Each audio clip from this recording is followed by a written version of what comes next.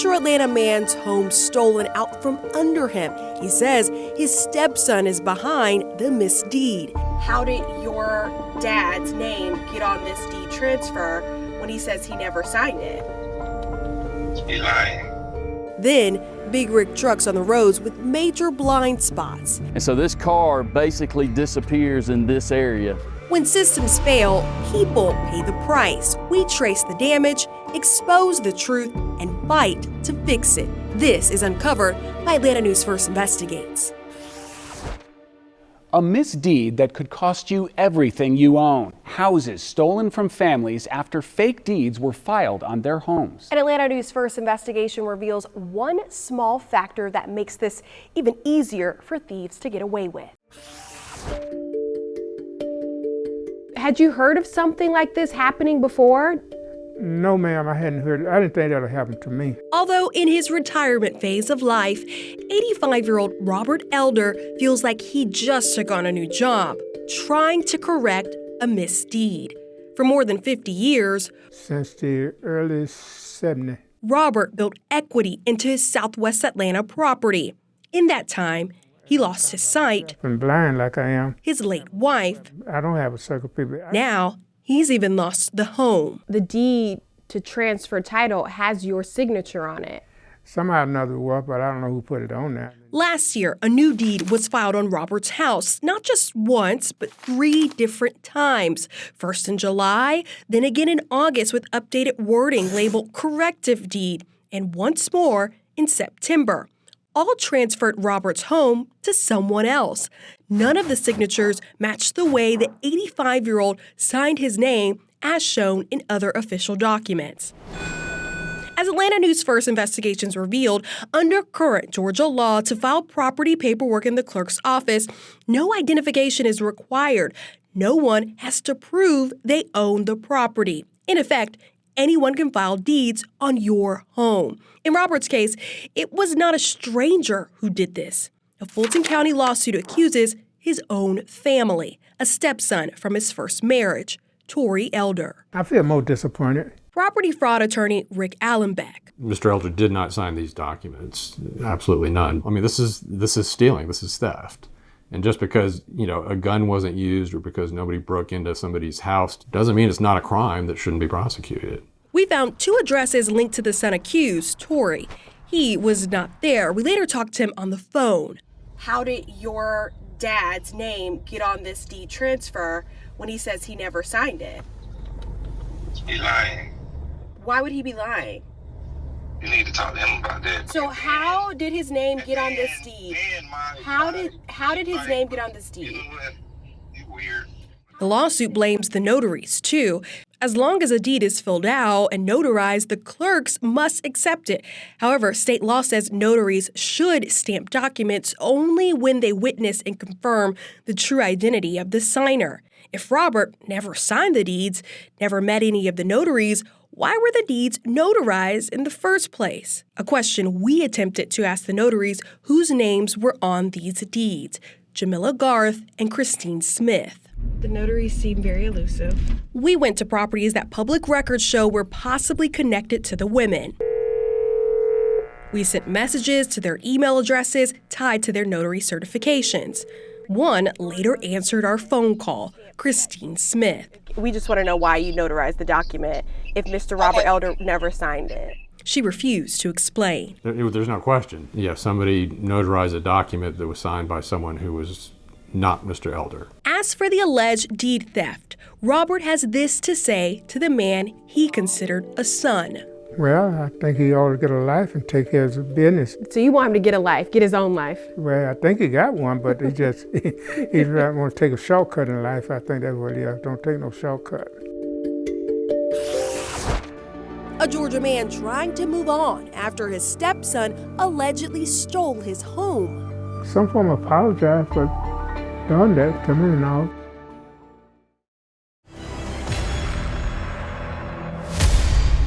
How many innocent people do you have to search before you find what you're looking for? Sir, I've got nothing to say to you. These are lives that are at stake. How much of this funding has gone towards your nonprofit? But you also have eyes and ears, and you know what's in that internal affairs investigation.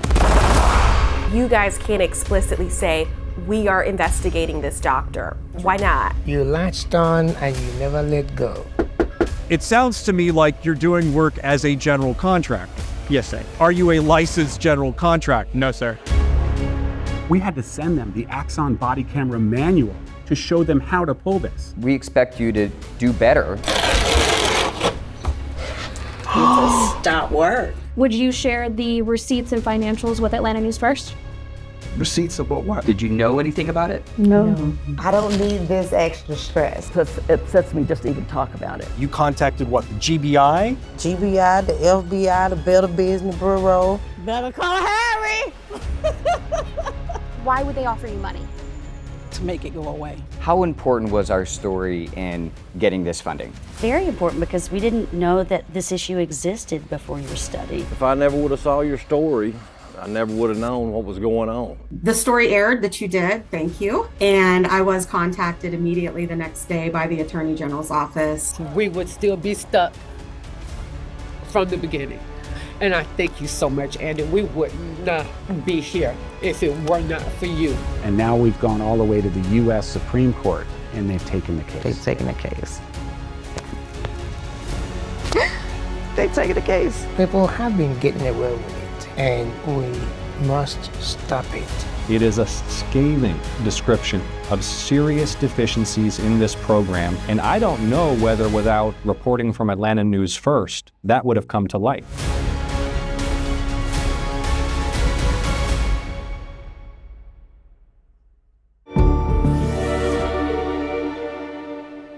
A Metro Atlanta grandfather says a fake deed was filed on his home and the house was stolen from him.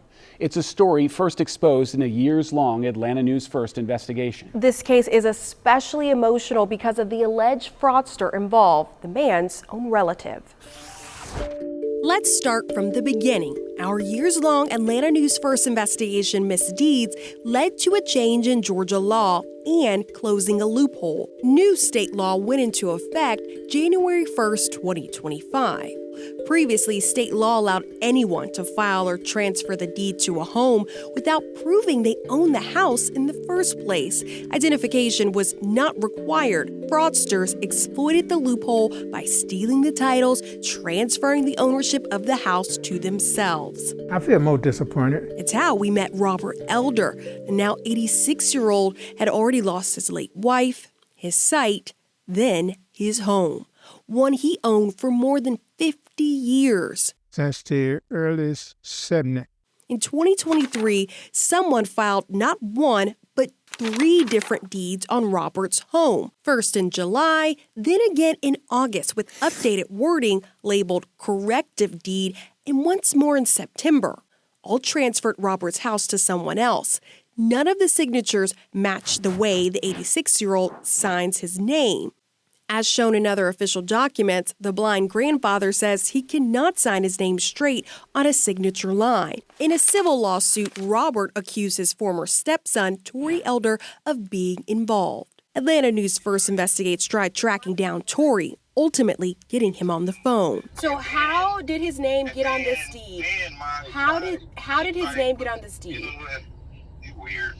Despite Tory denying the claims back then, in August, the court signed a judgment to Tory, agreed to by both parties, which says the court found fraud, larceny, and malicious injury, ordering him to pay his dad $136,000 in damages. You're trying to move on. What does moving on look like? It looked kind of dark right now because this is not a win to Robert because he says it feels like a loss of family. Some form of apologize for doing that to me and all. That would be a way toward healing. So if he apologizes, you'll have some kind of response to him? I would have some kind of response to it. Mm-hmm. In this case, the son was not the only defendant named in the lawsuit. The suit also accused a buyer and their mortgage company of wrongdoing. Both denied the claims. As part of a settlement agreement between Robert, the buyer, and the buyer's mortgage company, the specific claims against the buyer and their mortgage company were dropped and dismissed. But the buyer and their mortgage company will make a single payment to Robert, the six-figure value of his home. Robert's attorney, Rick Allenbeck. Is it an emotionally satisfying case? Would you like to see people go to jail? Certainly. But that's just not the way the system works. There are no criminal charges filed against any defendant, only the civil lawsuit, which originally sought to get the house back.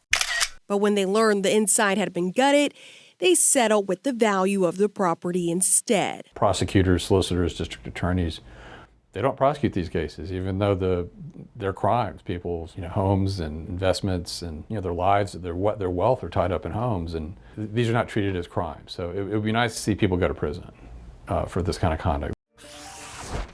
So Sierra, why didn't this case go to trial? It's a question I asked the attorney because so much has changed under the new law. It would have been interesting to see how this case fared under the new law. The attorney said to me, I have lost cases I thought I should have won, and I have won cases that I thought I should have lost. So he's getting at the risk of the trial. And we know with these property fraud and deed theft cases, they could take hundreds of thousands of dollars to get an outcome, but also many years. We know our court system moves fairly slowly. And so he talked about it with Robert Elder, the risk here in going to trial, even though they feel this is a very strong case. And so when they got that settlement offer, they agreed that it made sense for them to take. And just to be clear, Robert Elder here is getting two payments, one from the son who had that order against them, and then one from the buyer and the buyer's mortgage company. And so he gets that six-figure settlement from all of this. But yeah, ultimately it didn't go to trial because of the risk. Yeah, and the house essentially wasn't worth moving back into because it had been gutted.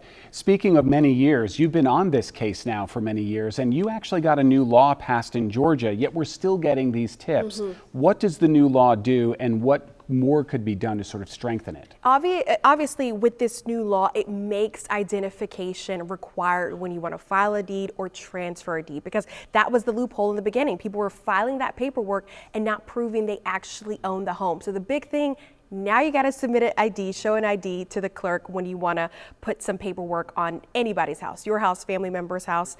But the other thing that comes out of this is giving homeowners that recourse. Should someone be found responsible or they're convicted for deed theft, this is essentially criminalizing that in the state of Georgia. And at minimum, if they're convicted or found responsible civilly, they are required to pay damages and all of the victims' attorney's fees. But as we mentioned, in this particular story, that new law wasn't quite tested because that case ended in a settlement, not a trial or verdict. Great story. We know you're going to stay on it. Thank you.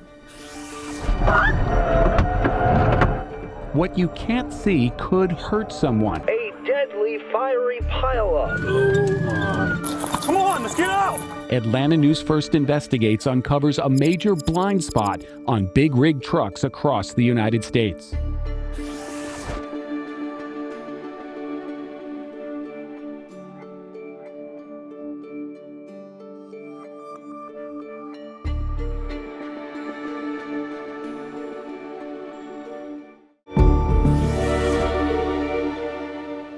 If you're ever scared passing a big rig, it's probably for good reason. Yep, more than 5,000 people are killed every year in crashes with large trucks across the United States. And the problem is getting worse thanks to a big blind spot in regulations. Pumping the brakes, turning the wheel, nothing works. What's pushing this car sideways down a street in Gwinnett earlier this year? An 80,000-pound tractor trailer. Let's rewind to the beginning. The video and police reports show the truck driver started changing lanes and likely never saw the car until it was too late. It's happening across the nation. A deadly fiery pileup. Come on, let's get out! The car plowing into the side of the tractor trailer smashed in an instant, hubcap sent spinning. A car collides with an 18-wheeler, bursting into flames. In 1 out of every 3 big rig crashes, the truck driver never saw it coming because the car was in the blind spots. Driving next to a tractor trailer, you may not realize you could be completely hidden from the trucker's view in one of 4 major blind spots. There's even a blind spot right in front of the rig, a blind spot big enough to conceal an entire SUV. To the driver behind the wheel of a big rig, this SUV might as well be invisible. Even if there's 10 to 15 feet between the truck and the car, that car can disappear and the driver never see them. Keith Copeland is Vice President of Safety for the Bennett family of trucking companies in McDonough. At Bennett, what we do, we require the fender mirrors and we're requiring the max view side mirror here to see the blind spot that's up in front. Max View is a simple solution, a tiny mirror mounted on both sides of the cab behind the doors that ironically the driver can't actually see directly. It's a mirror bouncing off another mirror. So as he looks here, he can see the view of everything in front of him. The driver, because of the door frame, may not be able to see me, but as he looks in the side mirror and the reflection of the Max View mirror, he can see me clearly utilizing both mirrors. Seeing is really believing, so we're putting you behind the wheel of a big rig to make the decision. Are we clear to change lanes on the right?